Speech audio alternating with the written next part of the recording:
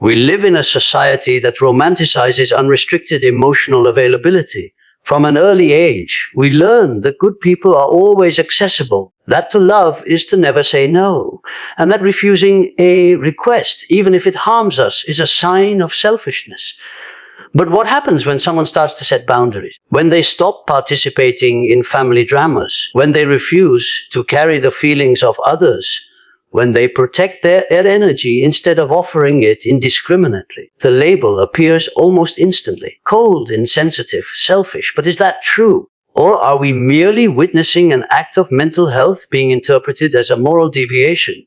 Carl Gustav Jung, one of the most influential thinkers in depth psychology, saw this phenomenon clearly. For Jung, the journey of maturation, the process he called individuation, requires the individual to differentiate from the collective. This means, in simple terms, learning to maintain emotional integrity even within intimate relationships. But this movement, as healthy as it may be, threatens a social system based on emotional dependence, emotional fusion, and unspoken expectations. When someone begins to establish clear boundaries, they are unwittingly breaking an invisible contract. The tacit agreement to always be available to meet others' needs. It's not that the person has become cold.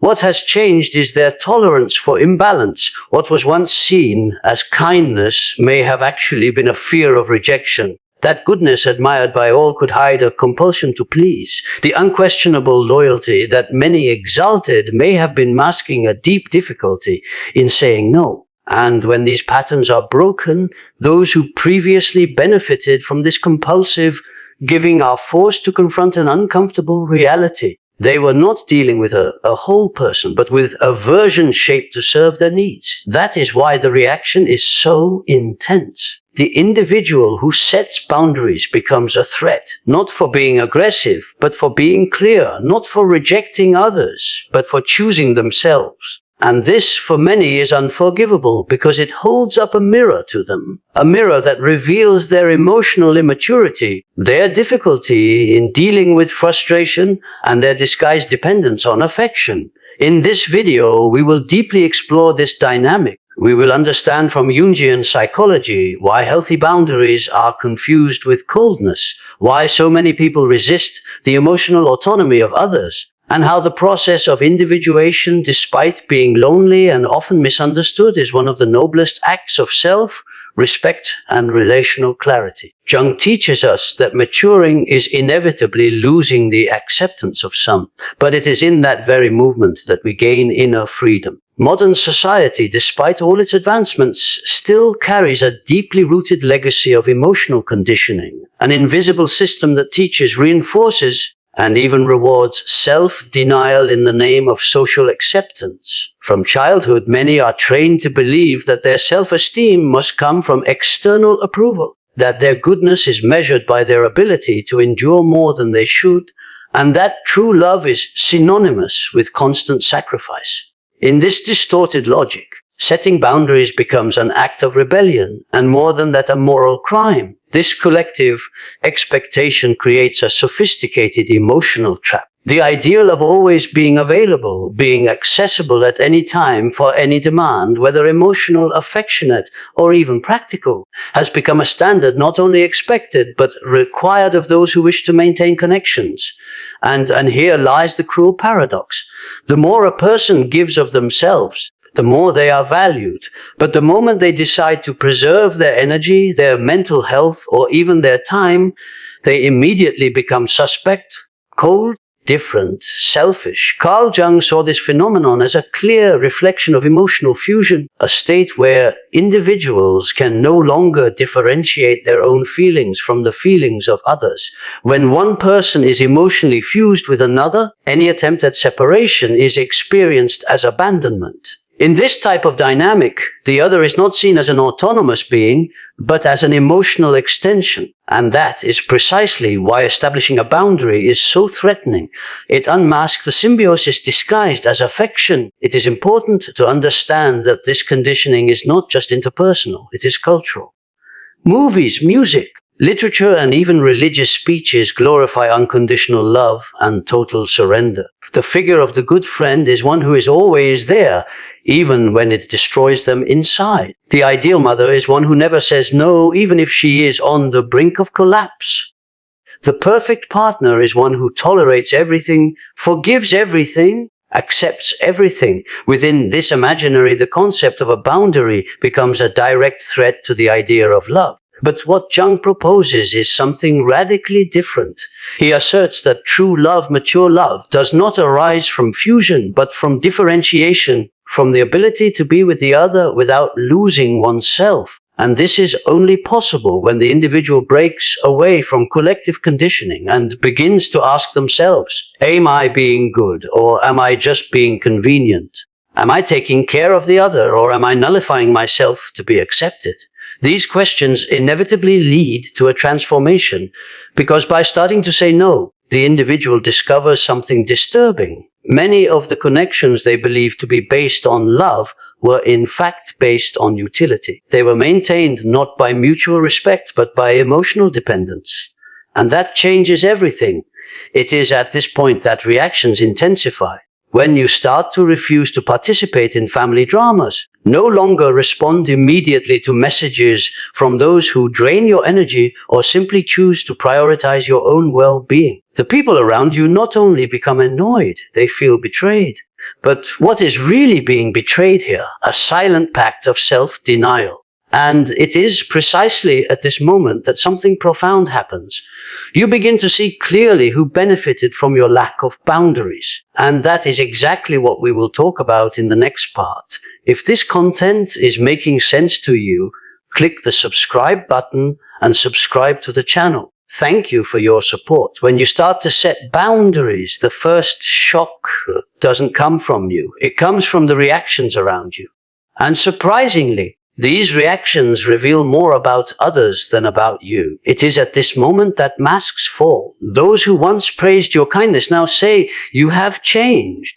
Those who valued your generosity begin to accuse you of selfishness. But what is really happening here? The answer is harsh but necessary. Many people benefited consciously or unconsciously from your lack of boundaries. Carl Jung observed that throughout the process of individuation, the individual needs to break away from the role assigned to them by the collective unconscious. And one of the roles most reinforced by society is that of the helpful person, that figure who is always there to listen, help, support, and deep down be an emotional container for others. However, this role, although seemingly virtuous, is often not a product of choice.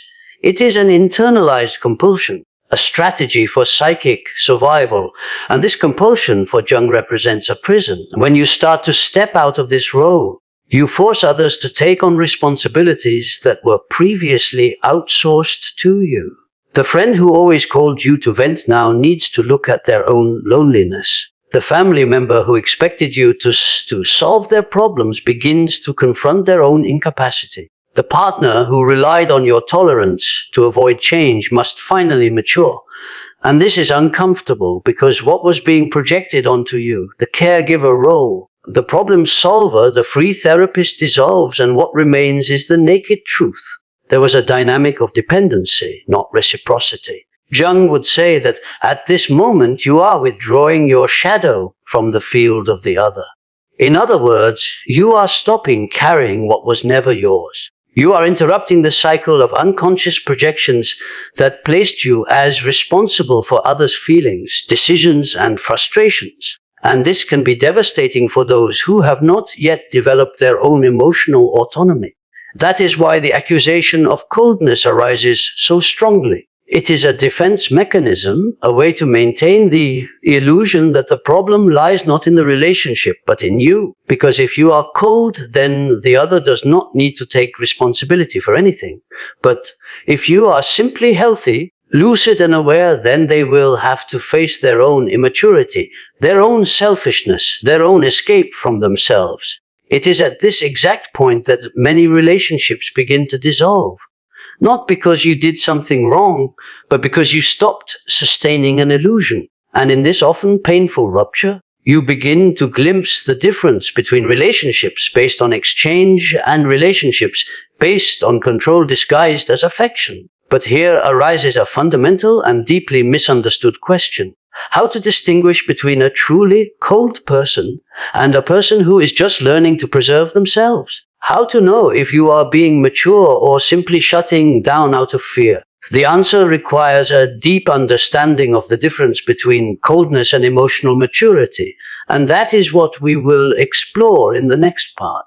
There is a thin but absolutely essential line between genuine coldness and emotional maturity, and when this line is misunderstood, it becomes the basis for misguided judgments, unfair accusations, and unnecessary breakups. After all, what truly differentiates an emotionally mature person from an emotionally indifferent one? The answer lies not in external appearance, but in the internal intention behind choices. A cold person in the psychological sense does not seek connection. They avoid intimacy, shut themselves off from affection, and reject vulnerability. Their distance is not an act of self-care, but a rigid defense mechanism, often a result of unprocessed traumas, accumulated hurts, and a deep belief that opening up is the same as getting hurt. Coldness is the freezing of affection. It is the radical closing of the soul to the risk of being touched. It does not impose boundaries because it respects itself. It builds walls because it fears being seen. Emotional maturity, on the other hand, is completely different. A mature person does not reject connection. They consciously select it. They do not avoid bonds. They establish connections based on mutual respect and emotional responsibility. They do not flee from intimacy. They simply do not offer it to anyone, nor at any cost. Their boundaries are not walls. They are doors with locks. And only those who have the key of care, reciprocity, and true listening can enter. Carl Jung understood this distinction as a central part of the individuation process. For him, developing what he called differentiation was learning to be with another without losing oneself. In other words, abandoning the childish ideal of absolute fusion with the other, where it is expected that love means carrying the problems, traumas, and pains of others and moving towards relationships where each person is responsible for their own psyche. This, far from being coldness, is what Jung referred to as the maturity of the soul. The emotionally mature individual does not lie reacting to the chaos of others. They observe, understand, support, but do not sink along with them. They know how to offer presence, but do not nullify themselves. They know how to listen, but do not become an emotional trash can. They firmly sustain their own energy precisely to be able to offer it consciously and not impulsively or compulsively. This kind of emotional clarity is unsettling because it exposes the effective lack of those who still live based on need and fusion. Therefore, the mature person is often labeled as cold, not because they reject others, but because they refuse to dive into the unconscious drama of others. And this refusal, for those trapped in the idea that love is sacrifice, sounds like abandonment, but it is not. Saying no to a draining relationship is not coldness. It is lucidity. Imposing limits in the face of abusive emotional demands is not selfishness. It is effective responsibility. Emotional maturity does not nullify affection. It qualifies it. And when this clarity settles in, it begins to function as a powerful filter. Fragile relationships based on projection, control, or need tend to disintegrate in the presence of someone who knows how to stand firm. True bonds based on respect and mutual growth flourish. And this is exactly what begins to happen when you stop behaving like an emotional character and start presenting yourself as a real presence. But this transformation, as powerful as it is, does not happen without consequences, because by establishing clear boundaries, you inevitably activate a profound side effect. You force others to confront their own emotional immaturity, and many are not ready for that. It is about this transformative and sometimes devastating impact that we will talk about in the next part. Establishing boundaries is not just an act of personal protection. It is a transformative force that acts as a catalyst in relationships. And like any catalyst, it accelerates processes that were already quietly underway. When you start saying no, withdrawing from emotional manipulation dynamics, or simply stop meeting others' expectations at the expense of yourself, something inevitable happens. The relationships that were sustained by imbalance begin to collapse. Carl Jung understood this collapse as a natural consequence of differentiation. By ceasing to be a psychic extension of the other, you stop validating the unconscious fantasies projected onto you. Those who saw you as a savior, nice one, tireless or eternally available, now have to deal with their own lack, their own anger, their own fragility. And often this is too much for someone who has never had to look inward. Emotionally immature relationships do not survive clear boundaries because they were built on unspoken expectations, unconscious roles, and unequal exchanges. One always yields, the other always demands.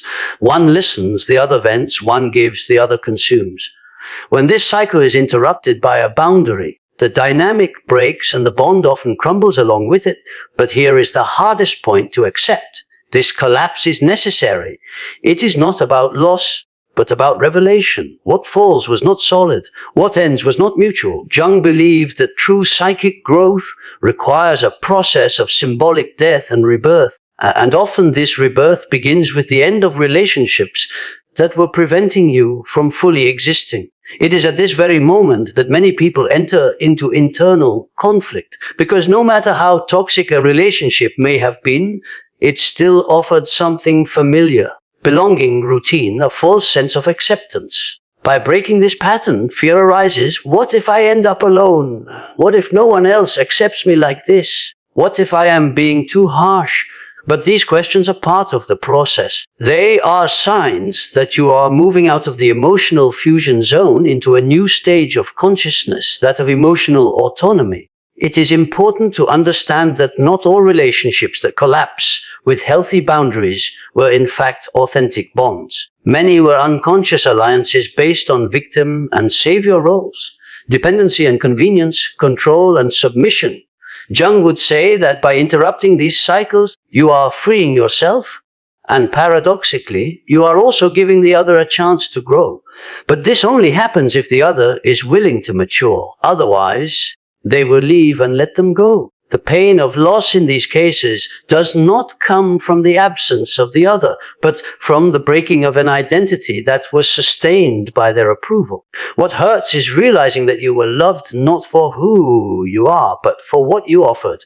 And this realization can be devastating, but also liberating. This moment marks a point of no return in the journey of individuation, because now you understand that true relationships not only withstand boundaries, they thrive with them. They are nourished by clarity, not by guilt. They grow with no just as much as with yes. And it is precisely this vision that paves the way for an even deeper transformation. From here, the question shifts from how to maintain old relationships to who am I becoming when I start to live aligned with my emotional integrity. Jung had a clear answer to this. You are entering the process of individuation. And it is about this process, deep, solitary, and essential, that we will talk about in the next part. If what you're hearing resonates with you, you'll find real value in my ebooks. Beyond the Shadow breaks down Jung's core ideas, while Dialogues with the Unconscious gives you a 30-day path to apply them in your life. Both are linked in the pinned comment. For Carl Gustav Jung, individuation was not just a theoretical concept, it was the backbone of psychological maturation. Jung believed that human beings are born incomplete, fragmented, operating under the influence of the collective unconscious social expectations and family projections. Becoming an individual in the fullest sense of the word is precisely about breaking free from these invisible ties to become who one truly is. Even if that means displeasing, disappointing, or distancing oneself from others. The process of individuation is above all a movement of return to oneself. But this return does not happen lightly or painlessly. It requires confronting the masks we wear to be accepted. It demands questioning roles that were imposed on us even before we knew who we were. And perhaps the most difficult part, it requires us to take responsibility for ourselves, including for what we have always blamed on others. When you start to set boundaries, you are consciously or unconsciously initiating this process, because saying no to what invades you is saying yes to what constitutes you. It is the beginning of a life where your energy is no longer at the service of external approval, but of your internal integrity.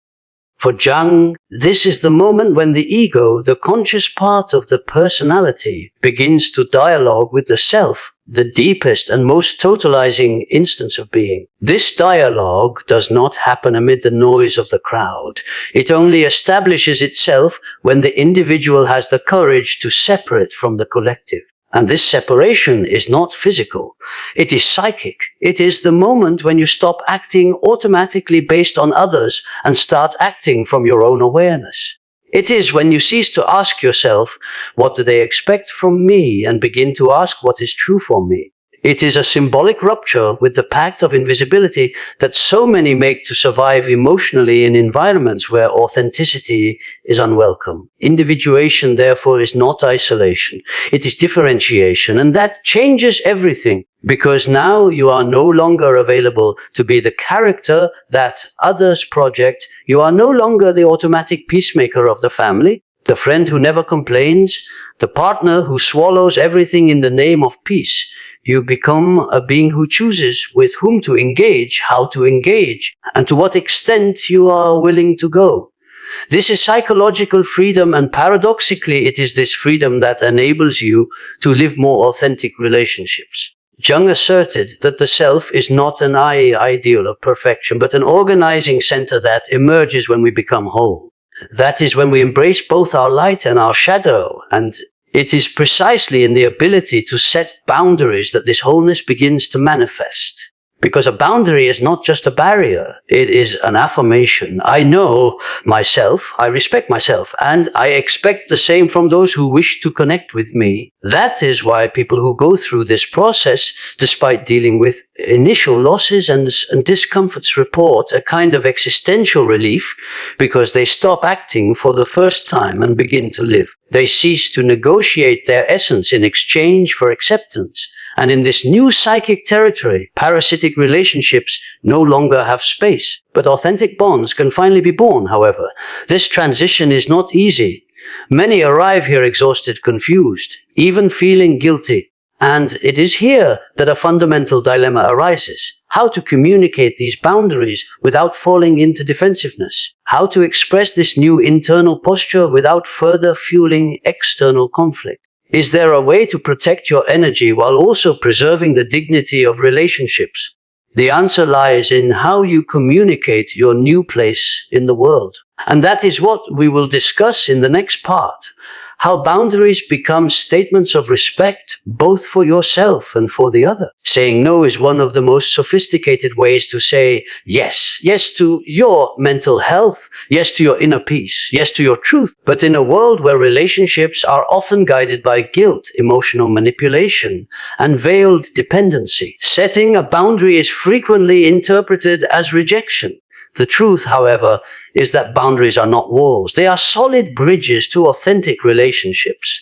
They do not serve to push away, but to clarify. They do not destroy bonds. They only reveal which bonds can survive in the light of truth.